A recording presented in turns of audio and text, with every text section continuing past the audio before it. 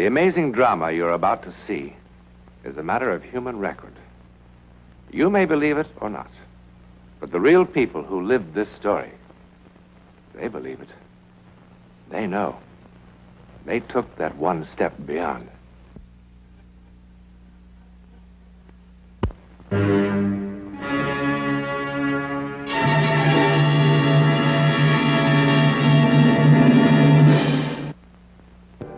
The city sleeps, unaware.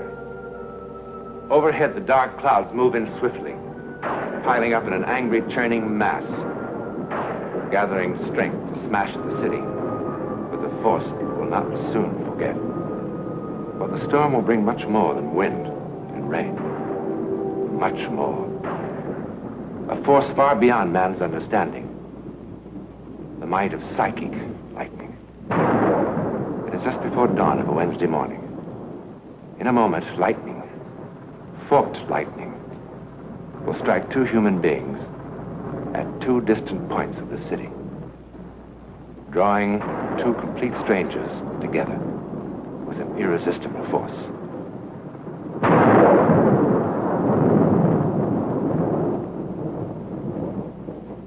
One of them lived in this house.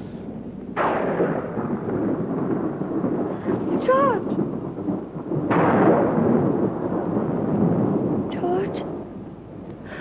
George, wake up, wake up! Oh, George, it was terrible. What? I saw you dead.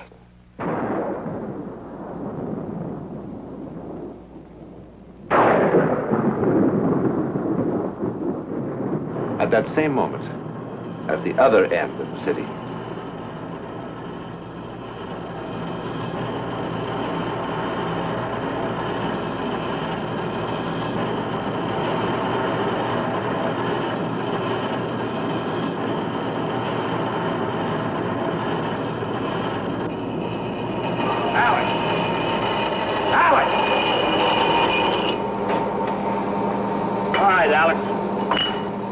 You had it. Come on.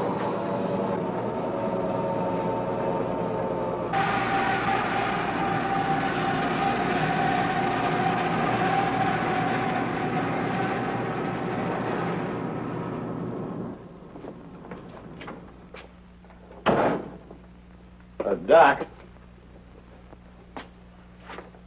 What happened? Well, he sort of froze. If I hadn't grabbed him, that grinder would have chewed his hand to bits. What's the matter, Alex? Oh, let's better sit down.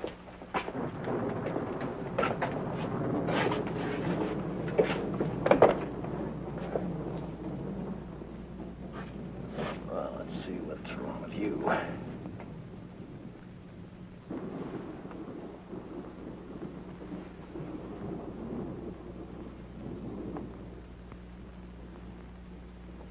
All right, Alex. Off with your shirt.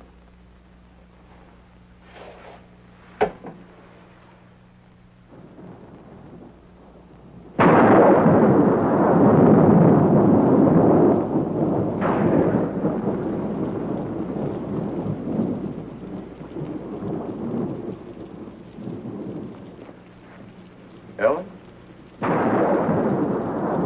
Ellen, don't you think it's time he came back to bed? Baby, I've got to get up in an hour. It wasn't a dream. It wasn't. Sure, I know. It was a premonition. Your grandmother's gypsy blood talking to you. I saw you. I saw you lying there on the floor of the bank. I did. I did. It was as real as anything that ever happened. Ellen, baby, darling, we've got to get some sleep. You don't believe me?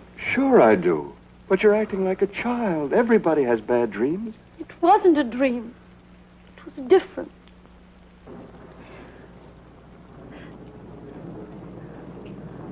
I could see right through the walls, through the darkness. There was this terrible loud noise clanging in my head. There were people, frightened people all around. Suddenly you were lying there at my feet, dead. Have it your way. I'm dead. Now can we go back to bed? Oh, George, you mustn't go in today. You mustn't. Oh, Ellen, promise. for heaven's sake. Promise. Ellen, are you awake? Really awake? Thinking clearly? Are you suggesting that I call the bank and say I won't be coming in today because my lovely wife has a feeling that something terrible will happen to me if I do? Yes, yes, yes. Oh, stop it, Ellen. I'm going back to bed. Oh, George, please, I beg. George, I'm so afraid. I'm so afraid. It's all right. It's all right now. It's all right.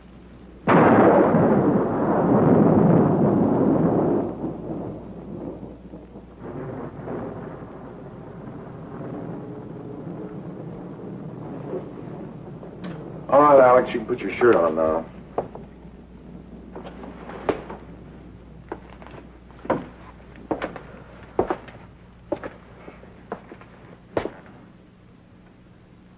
Of course, this is only a preliminary examination. But as far as I can tell, it appears that you suffered from a slight stroke. It's not necessarily serious in itself, but it is a pretty good indication of a deteriorating circulatory system. Alex?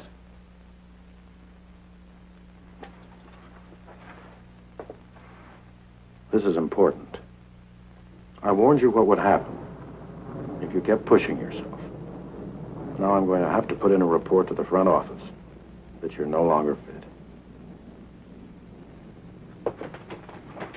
It's for your own protection. I should have done it months ago. I'm sorry, Alex. But I have to do it. If you take care of yourself, proper diet, proper rest, or you can live as long as anyone else, and even come back to work eventually. If you don't, you'll be dead within 6 months. You're wrong.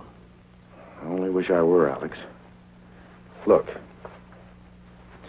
you take this envelope back to your own doctor. Have him get in touch with me. I'll only be too glad. You're wrong. I don't have 6 months. I don't have 6 days. I'll be dead by tonight. Alex, it's true your condition is serious, but not that. When I was standing there at that wheel, it was like a million colored lights exploding in my head. That's symptomatic of a stroke. No. Suddenly, I knew I was going to die. Doesn't matter what I do. I'll be dead by tonight. I know it. Alex?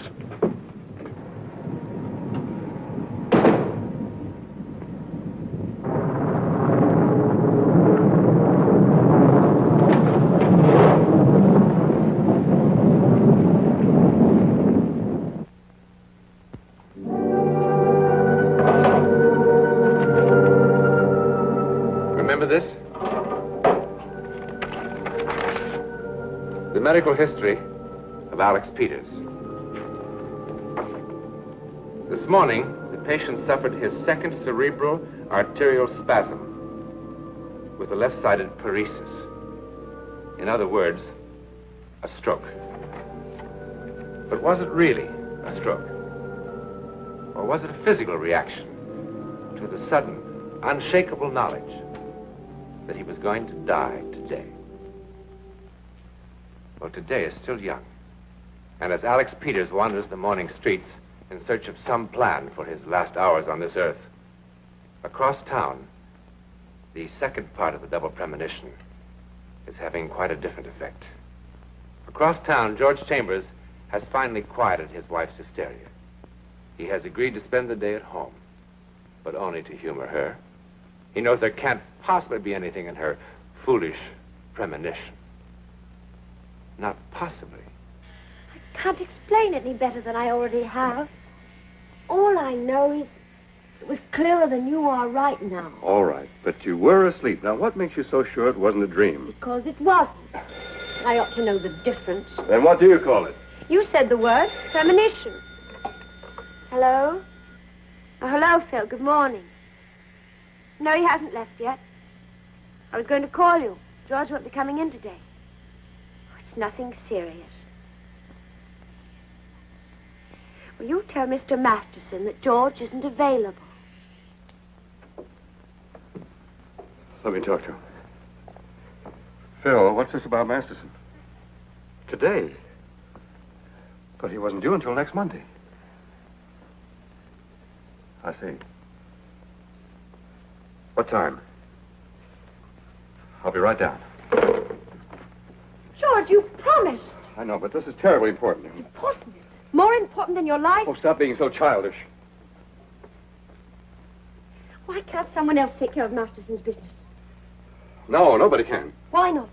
Because he's a federal bank examiner, that's why. So? So what would he do if you really were sick? What would we do if I were suddenly in jail?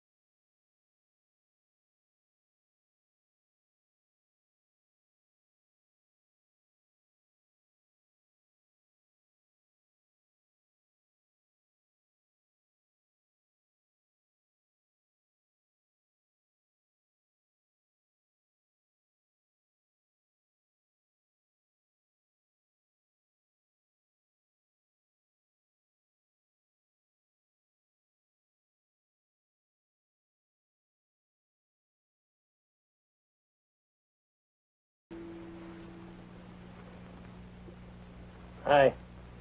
Good morning.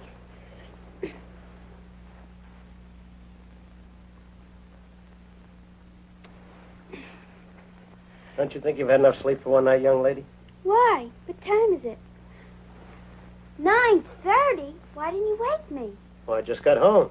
How come? I had some things to do. Where'd you have breakfast? I didn't. Why should I when I've got such a good cook at home? Hey, school. What am I going to do about school? Would you really mind very much missing one day? Well, not really. Come on, then. I'd love some coffee.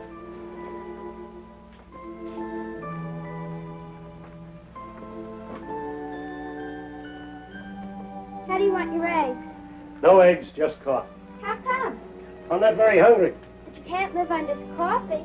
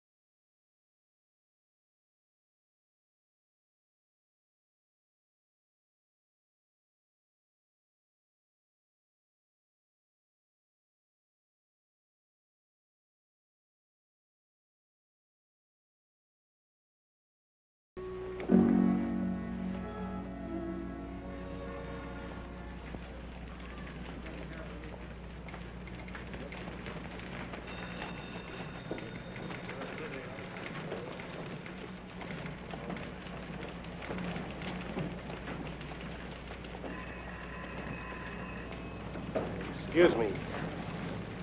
Who do I see about setting up a trust fund? Well, Mr. Carter or Mr. Chambers can help you. Ellen, for heaven's sake, I'm snowed under with work. I don't... Mr. Carter will help you. Thank you. Will you keep leaving me with this ridiculous... Ellen. Ellen, listen. Listen. No, I'm not leaving here. I can't... Yes? I'd like some advice about a trust fund. Surely, make yourself comfortable. I'll be right back. All right. I'm going to be shot. Yes, shot to death. Okay, that's fine with me. Now, will you please leave me alone? Of course I'm making fun of you. Well, Of course. Mr. Peters. Alex Peters. Yes, what sort of trust fund did you have in mind? For my daughter. I'd like to set up a trust fund for my daughter. Well, I think that can be arranged. I sure hope so. I'm a widower. I figure that Carolyn will need at least $100 a month to live on. At least. Certainly. How old is Carolyn? 12. I'd like to set it up so that, well, after I'm dead, whoever's taking care of her, Carolyn will have the money to live on. Yes, of course. Does Carolyn have a middle name? What? Oh, no. No, she doesn't have a middle name. Ellen, I have to hang up now. It's all a question. Ellen, I can't discuss this with you any longer. I can't advise you, of course. Listen. First, let's get all the facts down. Goodbye, Ellen. Your daughter is 12. I take it she's an only child? Mhm. Now, suppose we start with your current assets. Well, there's my life insurance policy. Yes, what's the amount? $1,200. 1,200. And then there's the stock. Hudson Corporation, 50 shares. It was selling at 3 1/4 this morning. Well, that comes to $162.50. Savings? Well, I have $672 in postal savings. What else? That's all. Oh, surely there must be other things. Furnishings, your car, home, real estate? No, I don't have any of those things. And I live in a furnished apartment. 150, 750, 1,200, 672. Well, as of today, your total worth is $2,034.50, counting the insurance and assuming there are no debts. At 6%, that would bring in about $120 a year. A year? Yes, sir. For an income of $100 a month, you'd need 10 times that amount. 10 times? Of course, a lot of things could happen before it becomes necessary to use such a fund. You're young, there are many productive years ahead of you. Surely your estate will grow. And, of course, a certain amount will come in from Social Security. We always figure on that. $20,000. I'm afraid that... Bill, let me have a conditional sales contract. I've run out of the shower.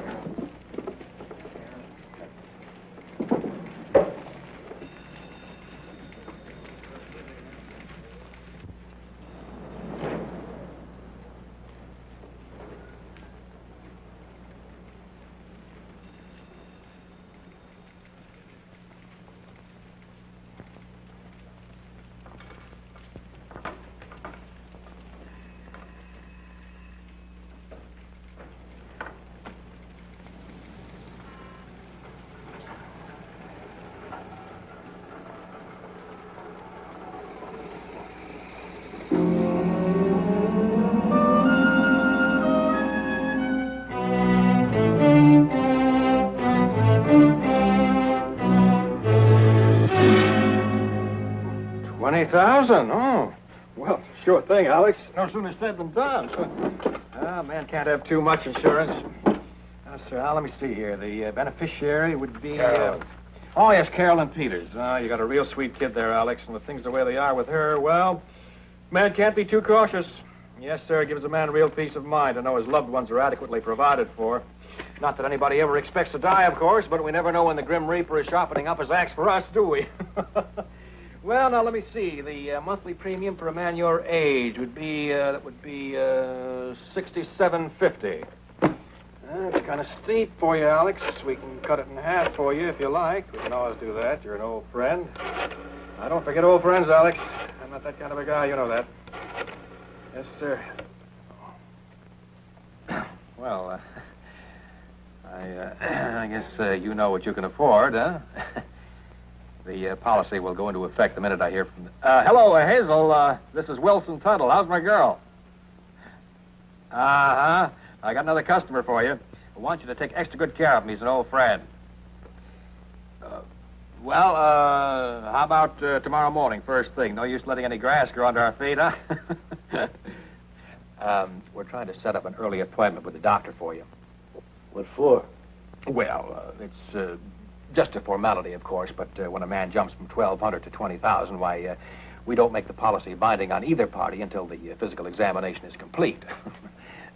Not that you'll have any trouble, but well, we all have to protect ourselves in the clinches, huh? Now, if the doctor has an open appointment... hello, Hazel. Oh, swell. 9:30 bright and early, that's fine. Fine. Alex? Are you sleeping? Are you sleeping? Brother John, morning bells are ringing, morning bells are ringing, ding, ding, dong, ding, ding, dong.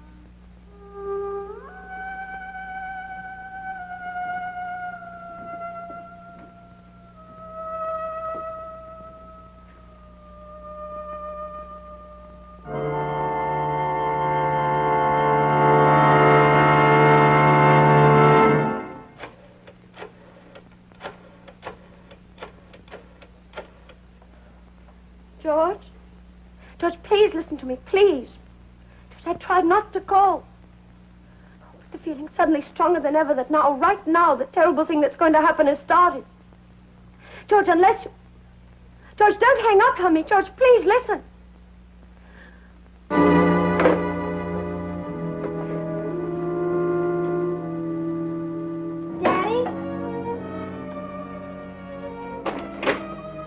Daddy?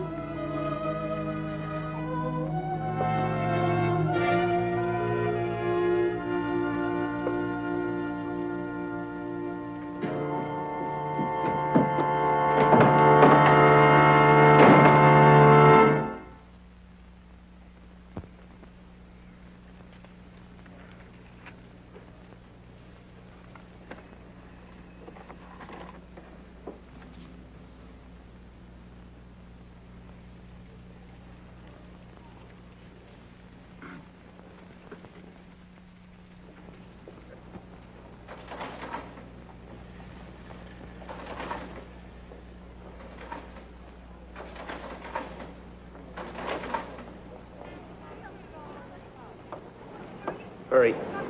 Harris, I want you to deposit this in the name of Wilson Barrington. Right away, please.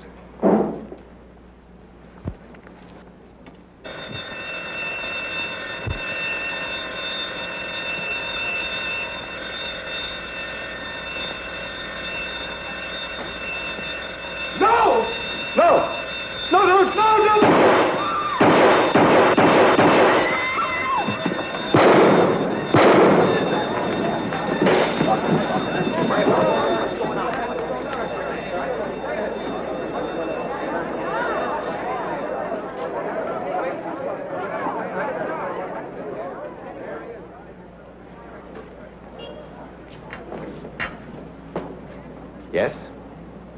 It happened. Just as you saw it. It happened. But why? Well, fate? Destiny? What other words are there? Certainly it was destiny for George Chambers and Alex Peters to cancel out each other's lives. That's not a very satisfactory answer, is it? But what other answer is there? I mean, that we know about.